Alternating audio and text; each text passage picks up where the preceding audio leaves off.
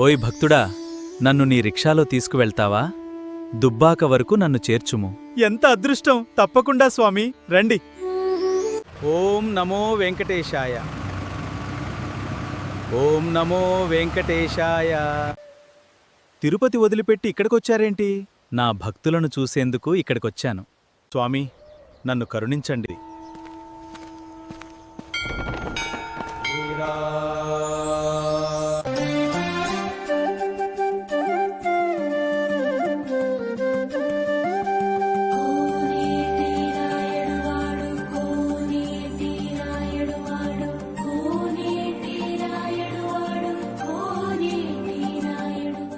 ప్రకృతితో మనిషికి ఉన్న సంబంధం విడదీయలేనిది. ప్రకృతిలో అనాది నుండి జరుగుతున్న పరిణామ క్రమంలో నుంచే రకరకాల జీవరాశులు ఉద్భవించాయన్నది వాస్తవం. పురాణ ఇతిహాసాల్లోనూ ఈ విషయం మనకు స్పష్టమవుతోంది. కాలానుగుణంగా భగవంతుడే రకరకాల అవతారాల్లో తన రూపాన్ని మార్చుకున్నాడు. ఇలాంటివన్నీ చూస్తుంటే ఆనాటి నుంచే జీవ పరిణామం కనిపిస్తుంది అనేది నిజం.